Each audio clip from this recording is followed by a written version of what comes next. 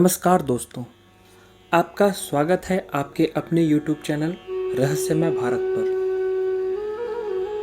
दोस्तों, आपने श्री कृष्ण की लड्डू गोपाल की प्रतिमा तो भारत के लगभग हर घर में देखी होगी, परंतु क्या आप जानते हैं कि श्री कृष्ण के इस रूप को क्यों पूजा जाता है?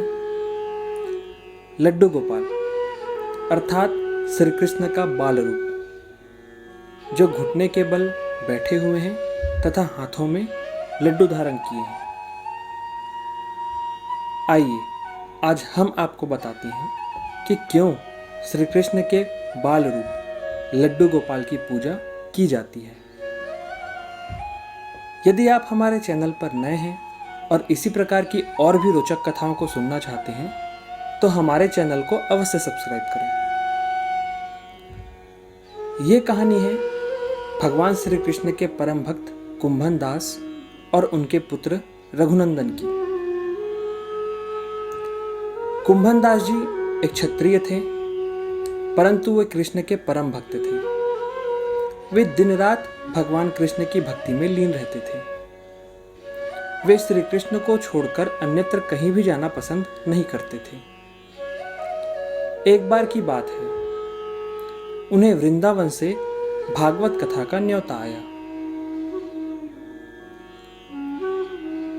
परंतु वे श्री कृष्ण को छोड़कर जाना नहीं चाहते थे।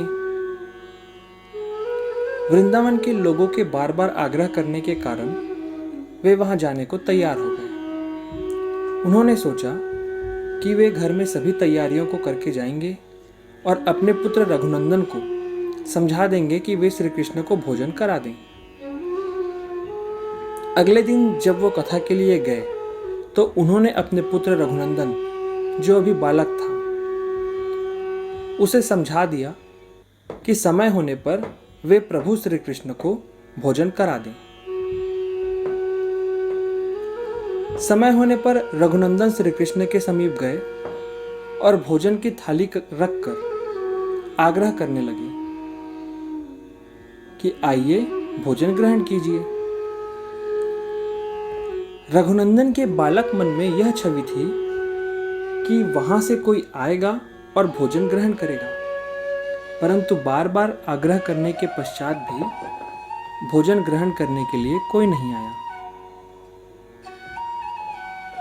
जिससे रघुनंदन उदास हो गए और रोने लगे। रघुनंदन को रोता देख भगवान श्री कृष्ण की मूर्ति से एक बालक प्रकट हुआ और वह आकर भोजन करने लगा, जिसे देख रघुनंदन प्रसन्न हो गए। रात्रि को जब रघुनंदन के पिता अर्थात कुंभन दास वापस आए तो उन्होंने अपने पुत्र से पूछा कि तुमने भोग लगाया? रघुनंदन बोले हाँ। तो उन्होंने पूछा कि भोग के पश्चात बचा हुआ शेष भोजन कहाँ है? तो रघुनंदन बोलने लगे कि भगवान ने तो कुछ बचाया ही नहीं, वो पूरा खा गए।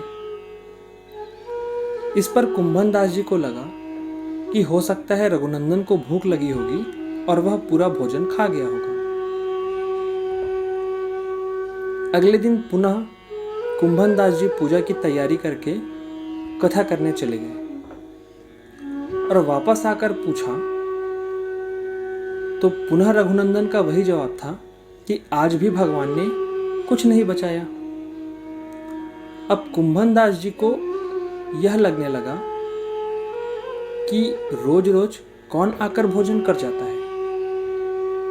इसे देखने के लिए वे अगले दिन अपने घर के बाहर ही रुक गए और खिड़की से देखने लगे कि आखिर भोजन कौन करता है। अगले दिन जब रघुनंदन भोजन की थाली लेकर मूर्ति के समीप गया और वहां से बालक प्रकट हुआ और भोजन करने लगा। बालक एक हाथ में लड्डू और दूसरे हाथ में लड्डू पकड़कर उसे मुंह में डालने वाला था और घुटने के बल बैठा हुआ था। तभी अचानक कुंभन दास जी आ गए और दंडवत लेट गए। कुंभन दास जी के आने से जो बालक भोजन कर रहा था वह वहीं जड़वत हो गया। उनके एक हाथ में लड्डू था और घुटने के बल बैठे हुए थे।